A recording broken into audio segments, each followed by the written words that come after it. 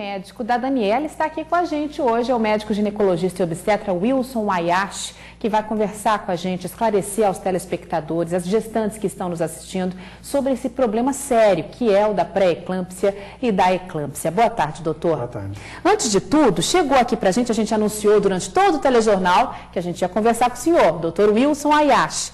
E aí a gente foi surpreendido com um recadinho pela internet, pelo nosso portal msrecord.com.br. Se você quiser mandar pergunta para ele, acessa lá, msrecord.com.br, clica no ícone Fórum Interativo e deixa sua pergunta. Mas a Rosana Simas não deixou uma pergunta, não. Ela deixou um agradecimento. Então eu peço aqui licença para poder ler esse recado que ela mandou. Olá, não tenho uma pergunta, tenho a agradecer. Tenho 35 anos, um filho de 3 anos. Tive uma parada cardíaca 6 dias após meu parto, porque sou hipertensa, tive edema e tudo mais. Graças ao Dr. Wilson Ayashi, fui salva e eu e meu bebê, meu primeiro e único filho. Sigam atentamente as orientações médicas, realmente é muito perigoso. Obrigada, Dr. Wilson, espero que meu e-mail seja lido no ar. Já lemos, Rosana? Legal, né? Muito obrigado. Muito legal receber isso. É uma gratificação pelo trabalho, né, doutor? É uma gratificação pelo trabalho. Muito obrigado, Rosana. Obrigado. Manda um beijo para a Rosana. Um beijo para você. Doutor, então vamos lá com as perguntas, né? Antes de começar, eu vi no depoimento da Daniele, que engordou demais durante a gestação, chegou a 140 quilos, que o senhor disse a ela, olha, se aparecerem pontinhos brancos na sua vista, você me procura urgentemente. Por que isso, doutor? Porque na grande maioria das vezes, a hipertensão ela não tem sintomas. Mas quando os casos vão ficando mais graves, vão aparecendo alguns sintomas que podem ajudar no diagnóstico precoce e você tratar o paciente. Os pontos brancos na visão, eles são consequência da vasoconstrição. Os vasos ficam muito estreitados, a pressão sobe. Então, ponto branco, dor de cabeça, inchar, amanhecer inchada principalmente. Se a paciente dorme e amanhece inchada, isso é um fator de risco. Tem que ligar para o médico. Toda paciente que tem hipertensão, que a pressão está elevada, ela precisa fazer um acompanhamento pré-natal diferenciado, vamos dizer assim. Ela precisa ter uma assistência pré-natal diferente daquela preconizada para a mulher que não tem a pressão alta. Então, precisa ter um acompanhamento mais de perto, precisa ter, o que a gente faz, por exemplo, lá no Hospital Universitário, onde nós temos um serviço de referência para o Estado, é um atendimento semanal. Então, a gente acompanha a paciente todas as semanas. A hipertensa tem que ter esse acompanhamento. A hipertensa, nós temos esse cuidado de acompanhar toda semana, internar sempre que for necessário. Agora, pode acontecer de uma mulher que nunca teve episódio de hipertensão, uma pessoa saudável, desenvolver a eclâmpsia na gestação? É possível. A pré-eclâmpsia é uma doença própria da gestação. A mulher que não tem hipertensão antes de gestar, antes de engravidar, ela pode desenvolver a pré-eclâmpsia durante a gestação. E qual a diferença entre a pré e a eclâmpsia? Bom, se a gente classificar as doenças hipertensivas na gestação, nós podemos classificar assim, de forma simples e didática na mulher que já é hipertensa antes de engravidar e na mulher que não é hipertensa. Ambas podem desenvolver pré-eclâmpsia. Tanto a mulher que tem hipertensão como a mulher que não tem hipertensão. A hipertensão que surge durante a gravidez ou que se sobrepõe à hipertensão prévia é chamada de pré-eclâmpsia. Entende? Entendi. Entende a diferença? Então, tanto uma como outra pode desenvolver. Lógico que é para isso que se faz o pré-natal, né? Para você fazer o diagnóstico precoce e tentar minimizar os efeitos dessas doenças. Vamos começar com as perguntas, então, que tem muitas. A telespectadora Ana Paula ligou para a gente, ela é do Jardim Itamaracá, e pergunta: quais são os riscos de uma mãe ter eclâmpsia na gravidez? É possível que isso aconteça somente na hora do parto? É possível que aconteça somente na hora do parto. E aí dá para salvar, doutor? Dá para salvar, lógico. É óbvio que se a paciente estiver fazendo um pré-natal adequado, um pré-natal bem rigoroso, é possível evitar que ela faça complicações da pré-eclâmpsia. A gente sempre costuma dizer que a pré-eclâmpsia ela é praticamente impossível de ser prevenida.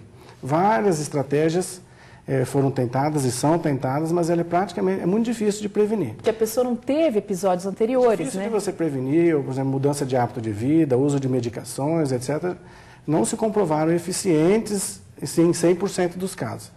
Mas na mulher que desenvolve pré-eclâmpsia ou hipertensão, é possível você ter um acompanhamento rigoroso e aí você tem o que a gente chama de prevenção secundária, que é prevenir as complicações da doença. Isso é possível de se fazer. Doutora, a telespectadora Regina da Mata do Jacinto pergunta, eu tenho 37 anos, a idade pode influenciar na pré-eclâmpsia, no caso? Ou na eclâmpsia, não sei se ela é hipertensa, né?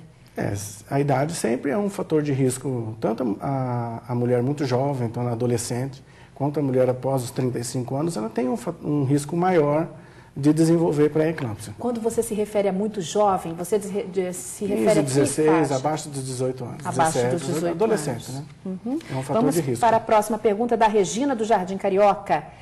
Ela pergunta, se eu sentir muito enjoo, indisposição, podem ser sintomas de eclâmpsia? Quais são os sintomas? A gente consegue sentir no comecinho da gravidez ou ele só aparece quando já está no meio para o fim? Bom, a gente precisa separar primeiro, certo? Eclâmpsia é quando a mulher desenvolve uma crise convulsiva durante a gestação. A pré-eclâmpsia é uma doença caracterizada por hipertensão, perda de proteína na urina, e inchaço, está inchada. Essas são as características da doença. Então é possível aparecer sintomas mesmo e é possível você fazer o diagnóstico antes, como um inchaço que não desaparece com repouso de 12 horas, então a mulher então, não é assim inchada. Aquelas gestantes que estão com o pé parecendo um pão. Ela precisa ser olhada com um olhar diferente, certo? A mulher que não tem uma queda da pressão arterial durante a gestação. Esse é um grande vilão para o médico. Às vezes ele trai a gente, vamos dizer assim. Porque valores considerados normais fora da gestação, eles podem ser fator de risco durante a gestação. Vou explicar. Existe um padrão de normalidade de pressão. Todo mundo fala, 12/8 é uma pressão normal. Mas se a mulher não tiver uma queda da pressão arterial durante a gestação, isso já é um fator de risco para desenvolver pré-eclâmpsia. Ih, doutor, não entendi. Vou explicar melhor. Por exemplo, se você tem uma pressão de 11/7 fora da gestação, eu espero, como médico, que a sua pressão caia durante a gestação.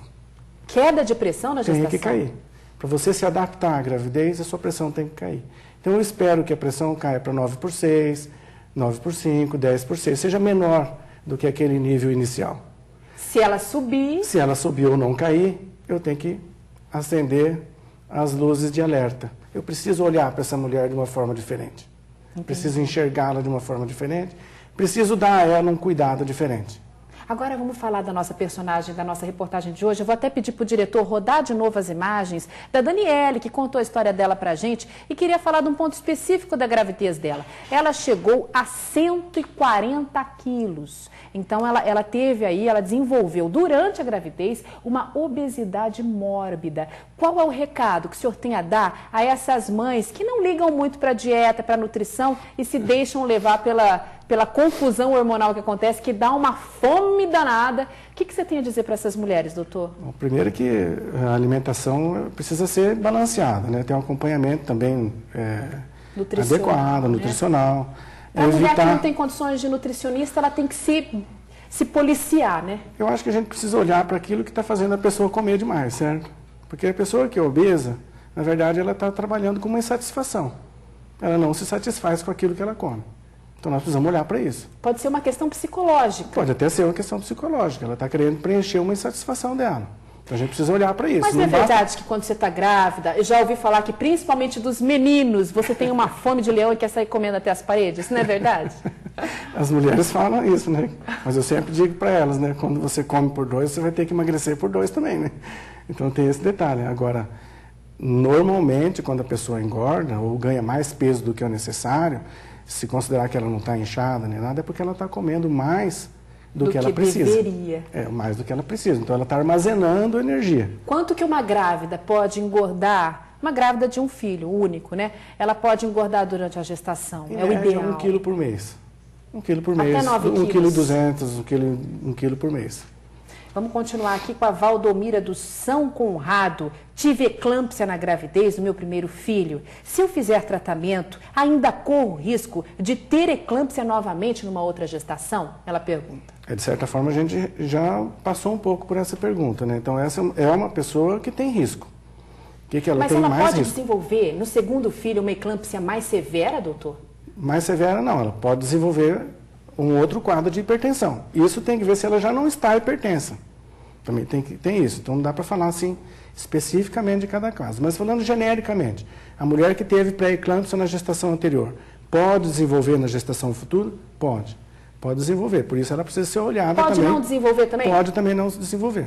Tá certo. Por incrível que pareça, por exemplo, a troca de parceiro ou do pai da criança influencia, aumenta o risco de desenvolver na gestação. Mas é uma coisa que se herda do companheiro ou não? É que tem vários fatores que levam para a eclâmpsia, fatores genéticos, fatores imunológicos. A mulher precisa se adaptar àquela carga genética. Quando ela já conhece, vamos dizer assim, o corpo dela já conhece aquela carga genética, é mais fácil ela se adaptar numa segunda gestação. Mas tem a ver com a hereditariedade do marido? Por exemplo, se Também ele tem tem. um histórico de hipertensão na família, isso pode influenciar? Tem um estudo em inglês, por exemplo, que eles fizeram um estudo populacional muito grande, então isso vale para a população inglesa, que eles estudaram o seguinte: a mulher, quando a sogra teve pré-eclâmpsia na gravidez do marido dela, ela tem 4 vezes mais chance de desenvolver pré-eclâmpsia. Nossa. Quando é a mãe dela, ela tem 8 vezes mais chance de desenvolver pré-eclâmpsia. Que interessante. É interessante, né? A Ana Paula do bairro Aero Rancho pergunta: até quantas semanas uma gestação pode ir? Isso interfere na eclâmpsia de uma mãe? Se estender demais, aí ela desenvolve a eclâmpsia? Não.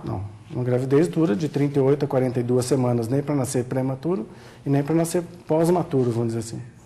A Lúcia do São Francisco pergunta: eu fiz cirurgia de reversão, tinha laqueadura, isso pode interferir? Eu posso ter eclâmpsia se eu conseguir engravidar? Então ela tinha uma laqueadura, ela reverteu para poder engravidar. Só pelo fato da laqueadura, não. Se ela não é uma mulher doente, não é hipertensa, não é diabética, não tem doença, provavelmente não é um fator de risco, uma relação direta, entendeu?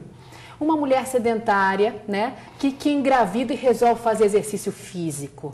Isso é indicado? Faz bem para o bebê? Como é que é? Ela não fazia nada antes de engravidar. Não fazia nada. Era tipo... Agora ela não vai querer virar atleta, certo? Mas ela deve fazer atividade física, sim, desde que não ultrapasse uma carga maior do que 70%. Então, vou explicar. Ela tinha uma frequência cardíaca de 80. Então, ela não deve passar, durante o exercício, de uma frequência cardíaca de 120, 130 batimentos por minuto. Esse é um exercício leve, é moderado. Mas o exercício físico... Uma caminhada é bom. Uma caminhada, hidroginástica, natação, pilates. Legal. Entendeu? A Keila Abelhan quer saber como se prevenir para a pré-eclâmpsia, a gente já falou. Ela faz aqui uma menção ao sal, ela diz que é um dos vilões, né? E outras coisas que devem ser evitadas. Ela quer saber, além do sal, o que a gente deve evitar na alimentação? Acho que o sal é o grande vilão, né? Embora não tenha uma comprovação direta, mas o sal é o grande vilão. Nós vivemos numa região onde se ingere muito sal, né? De modo geral, churrasco, né, doutor? Problema, né? Então, de modo geral, se ingere muito sal. Mas se você pensar assim, eu vou tirar a gordura, vai mudar o desenvolvimento de pré-eclâmpsia? Não. Entendeu? O que muda mesmo na pressão arterial é o sal. Agora, ingerir sal está relacionado com pré-eclâmpsia? Também não tem estudo comprovando isso, entendeu? Entendi. Está relacionado com hipertensão crônica, mas não com pré-eclâmpsia. Tá certo, doutor. Obrigada pelas informações. Acredito que deve ter esclarecido muita gente que estava em casa querendo saber mais sobre o assunto.